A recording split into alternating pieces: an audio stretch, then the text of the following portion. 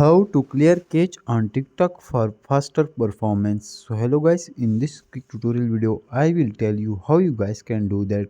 So for that we will simply go to TikTok app.